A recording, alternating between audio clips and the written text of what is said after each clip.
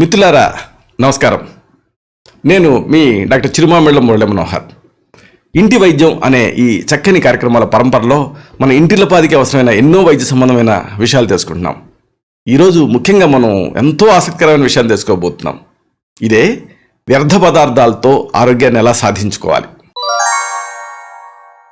ఆరోగ్య విషయానికి వస్తే ఈ ప్రపంచంలో ఔషధంగా ఉపయోగపడిందంటూ ఏదీ లేదంటుంది ఆయుర్వేదం. అంటే ఈ ప్రపంచంలో ఔషధంగాని పదార్థం లేదు, అయోగ్యుడైన మనిషి లేదు అంటుంది. అవగాహన లోపం, ఆత్మన్యూనతా భావం, ఆసక్తి లేకపోవటం ఇలాంటి కారణాల వల్ల మన చుట్టూ ఉండేటువంటి ఎన్నో పదార్థాలు మనం వాడుకోలేకపోతున్నాం, వ్యర్థ పదార్థాల కింద వదిలేస్తున్నాం. అది ట్రాజిడీ.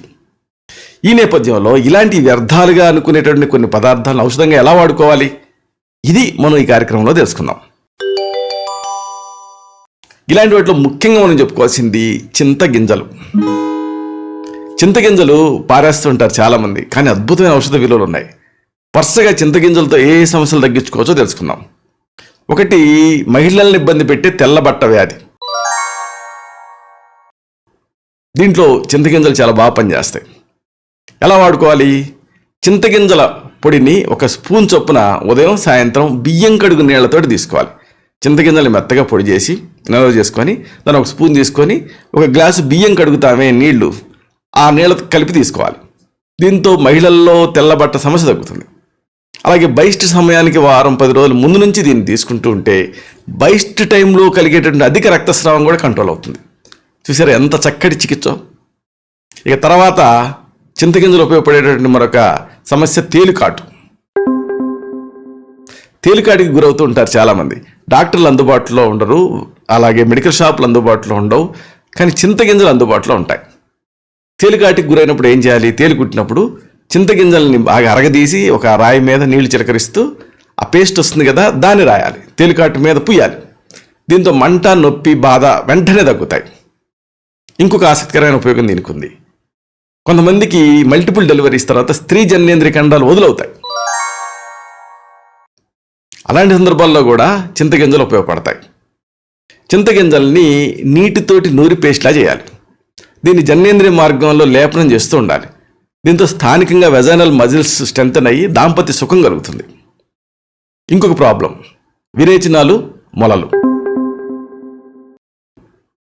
ఇలాంటి సమస్యలు వేధిస్తున్నప్పుడు చింతగింజల పొట్టు చూర్ణం, చింతగింజల పైన పొట్టు ఉంటుంది కదా, దాన్ని పొడి చేసుకొని ఆ పొట్టు చూర్ణాన్ని, జీలకర్ర చూర్ణాన్ని, పంచదారని సమంగా కలిపి ఉంచుకోవాలి. చింతగింజల పొట్టు చూర్ణం, జీలకర్ర చూర్ణం, పంచదార. దీన్ని ఒక 1/2 స్పూన్ నుంచి 1 స్పూన్ వరకు రోజుకి 2 లేదా 3 సార్లు లోపలికి సేవిస్తూ ఉంటే తరచుగా అయ్యే విరేచనాలు, మొలళ్ళు నుంచి రక్తం కావటం ఇలాంటివి కంట్రోల్ అవుతాయి. ఇది చింతగింజల గురించి. ఇలాగే ఇంకొక వ్యర్థ పదార్థం చాలామంది పారేసేది ఏంటంటే మామిడి జీడి. వ్యర్థ పదార్థంగా మనం అనుకునేటువంటి ఈ మామిడి జీడిలో కూడా ఔషధ శక్తులు ఉన్నాయి. ఈ జీడిలో గాలిక్ యాసిడ్ అని ఒక రసాయన పదార్థం ఉంటుంది. దీనికి బోల్డెన్ ఔషధ తత్వాలు. ఈ జీడి చూర్ణం, పంచదార రెండింటినీ కలిపి వాడుతుంటే కడుపులో మంట తగ్గుతుంది. కాబట్టి మీకు ఏమైనా ఎసిడిటీ, మంట ఇలాంటివి ఉంటే మామిడి జీడి చూర్ణం, పంచదార కలిపి ఒక 1/2 స్పూన్ నోట్లో వేసుకొని మంచినీళ్ళు తాగండి. మంచి తేడా కనిపిస్తుంది. ఇక కడుపులో, పేగుల్లో క్రిములు కూడా దీంతో తొలగిపోతాయి. స్త్రీలలో తెల్లబట్ట సమస్య తగ్గుతుంది. ముక్కు నుంచి, నోరు నుంచి, మలద్వారం నుంచి జరిగేటువంటి రక్తస్రావాలు తగ్గుతాయి దీంతో. ఇక దగ్గు, ఉబ్బసం, మలద్వారంలో దురదలు ఇలాంటివి కూడా తగ్గుతాయి. మామిడి జీడి చూర్ణం, దీన్ని ఉదయం సాయంత్రం తేనెతో కలిపి తీసుకుంటూ ఉంటే అనేక రకాల దగ్గులు తగ్గుతాయి. ఉబ్బసం నెమ్మదిస్తుంది. చిన్నపిల్లల్లో మలమూత్ర మార్గంలో దురద తగ్గుతుంది. విరేచనాలు కూడా తగ్గుతాయి. ఇక మామిడి జీడి చాలా అమేజింగ్గా పనిచేసే మరొక సమస్య ఏంటంటే చుండ్రు. చుండుతో బాధపడుతున్నప్పుడు మామిడి జీడిని నీళ్లతోటి నూరి పేస్ట్లా చేసి తలకి పట్టించాలి. దీంతో మంచి ఫలితం కనిపిస్తుంది. ఇక విరేచనాలు, మొలల్లో దీని ఉపయోగం అంతా ఇంత కాదు. 1/2 స్పూను తాజా మామిడి ముద్దని మజ్జిగతోటి కలిపి ఉదయం సాయంత్రం లోపలికి తాగుతూ ఉంటే పేగుల కదలికలో మార్పులు వచ్చి అనేక రకాల విరేచనాలు, మొలలు తగ్గుతాయి. ఇక తర్వాతది చాలామంది పారేసేది వ్యర్థంగా అనుకునేది ఏంటంటే కొబ్బరి చిప్పలు. కొబ్బరి చిప్పలతో కూడా అనేక సమస్యలు తగ్గించుకోవచ్చు. ఉదాహరణకు బైస్ట్లో అధిక రక్తస్రావము, రక్త మొలలు, కడుపులో మంట ఇలాంటివి ఉన్నాయనుకోండి, ఆ లేత కొబ్బరికాయని అంటుకొని ఒక పీచు ఉంటుంది, దీన్ని కాల్చి బూడిద చేయాలి. ఈ కొబ్బరి ఆ పీచు తాలూకు బూడిద దీనికి తగినంత పటిక బెల్లం పొడి కలపాలి. దీన్ని ఒక 1/2 స్పూన్ నుంచి 1 స్పూన్ వరకు తీసుకుంటూ ఉంటే బైస్ట్ ఓవర్గా అవటం, రక్తమొలలు, కడుపులో మంట, నొప్పి, ఎక్కిళ్ళు ఇలాంటి వికారాలు తగ్గుతాయి. ఇక దీర్ఘకాలపు విరేచనాలలో కూడా ఈ కొబ్బరి పీచు బాగా పనిచేస్తుంది. కొబ్బరికాయ పీచు తీసేటప్పుడు పుట్టు రాలుతుంది. దాన్ని సేకరించి ఒక గ్లాసు నీళ్ళకి 5-6 స్పూన్లు ఈ పొట్టు వేసి మరిగించండి. వడబోసుకొని ఆ నీటిని రోజుకి 2 సార్లు చొప్పున 40 రోజులు వాడారనుకోండి, ఎలాంటి విరేచనాల సమస్యలైనా, ఎంత దీర్ఘకాలం నుంచి ఉన్న సమస్యలైనా సరే తగ్గుతాయి. ఇంకా పేగుల్లో పురుగులకి ఇది అమోఘంగా పనిచేస్తుంది. కొబ్బరి పీచు పొట్టుని తగినంత నేతితోటి వేయించండి. ఇప్పుడు బెల్లం పాకం పట్టండి. కుంకుడు గింజంత మాత్రలు చేసుకొని రోజుకి 2 సార్లు ఉదయం సాయంత్రం దీన్ని వాడుతుంటే కడుపులో, పేగుల్లో బద్ద పురుగులు ఇలాంటి క్రిములు నశిస్తాయి. ఇక అసలైన ఉపయోగం ఈ కొబ్బరి చిప్పలకి ఒకటి ఉంది, మొండి తామను అమోఘంగా తగ్గిస్తుంది. దీనికి చిన్న ప్రొసీజర్ ఉంది. ఏం చేస్తారంటే ఒక కుండ తీసుకోండి, ఆ కుండలో ఈ కొబ్బరి చిప్పలు తీసుకోండి.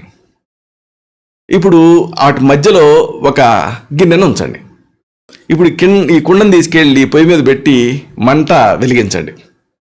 ఇప్పుడు ఏం చేస్తారు, ఈ కుండ పైన మరొక కుండ నుంచి దాంట్లో నీళ్లు పోయండి. ఇప్పుడు వేడి చేస్తూ ఉన్నారు కదా, పై కుండలో ఉన్న నీరు వేడెక్కుతుంది.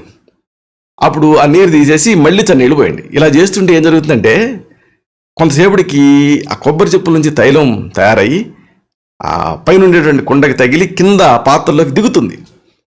ఈ తైలాన్ని సేకరించి కొబ్బరి నూనెతో కలిపి తామర, తెల్ల మచ్చలు ఇలాంటి వాటి మీద రాస్తూ ఉంటే మంత్రం వేసినట్టుగా ఈ సమస్యలు తగ్గుతాయి.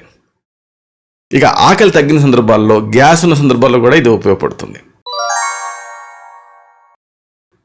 1 స్పూను కాల్చిన కొబ్బరి చిప్పల బూడిదని దీన్ని మీకు సరిపోయేంత మజ్జిగతో కలిపి తాగుతూ ఉంటే ఆకలి పెరుగుతుంది. అలాగే అజీర్ణం, అతిగా గ్యాస్ తయారవటం లాంటి సమస్యలు కూడా తగ్గుతాయి. ఇలాంటిది ఇంకొక పదార్థం నిమ్మ తొక్కలు. ముఖం డల్గా, చర్మం డల్గా ఉన్నప్పుడు నిమ్మ తొక్కలు ఉపయోగపడతాయి.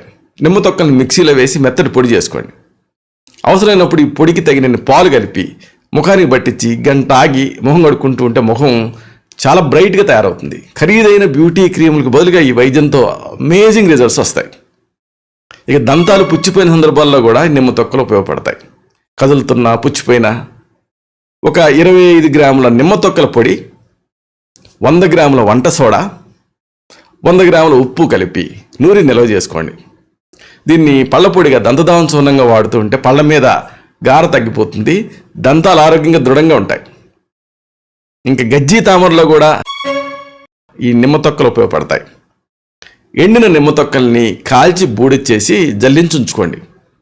దీనికి తగినంత కొబ్బరి నూనె కలిపి దీన్ని లేపనం చేస్తూ ఉంటే గజ్జి, తామర, చర్మ వ్యాధులు వీటిలో అమేజింగ్ రిజల్ట్ ఉంటుంది. ఇలాంటిది ఇంకొక పదార్థం అందరూ వదిలేసేది బొప్పాయి గింజలు, పుచ్చకాయ గింజలు. ఇవి కూడా అనేక సమస్యలు తగ్గిస్తాయి. ఉదాహరణకు పేగుల్లో పురుగులు ఉన్నాయనుకోండి, ఎండిన బొప్పాయి గింజల పొడిని 1-2 గ్రాములు మోతాదుగా తీసుకొని 1 గ్లాసు పాల కలిపి 1-2 రోజులు తాగితే కడుపు, పేగుల్లో ఉండేటువంటి రకరకాల క్రిములు పడిపోతాయి. ఇక మూత్రపిండాల్లో రాళ్ళు ఉన్నాయనుకోండి, పుచ్చకాయ గింజలు బాగా పనిచేస్తాయి. పుచ్చకాయ గింజల్ని ఎండబెట్టి పొడి చేసుకొని 3 పూట్ల పూటకి చెంచాడు పొడిని 1 కప్పు నీళ్ళ కలిపి తీసుకుంటూ ఉంటే మూత్రపిండాల్లో, మూత్రకోశంలో, మూత్రాశయంలో తయారైన రాళ్ళు కరిగి పడిపోతాయి. ఇలాగా ఈ ప్రపంచంలో ఔషధంగాని పదార్థం లేదు, అయోగ్యుడైన మనిషి లేడు. కాకపోతే వీటిని తెలుసుకొని వాడుకోవాలి. ఇలాంటి మరొక ఆసక్తికరమైన విషయాన్ని తిరిగి ఇదే కార్యక్రమాల పరంపరలో మనం కలుసుకున్నప్పుడు సవివరంగా, సహేతుకంగా, సమగ్రంగా తెలుసుకుందాం. శతం జీవ శరదో వర్ధమానః, శతం హేమంతాన్ శతం వసంతాన్. 100 శరత్తులు, 100 హేమంతాలు, 100 వసంతాలు వర్ధిల్లుతూ జీవించండి.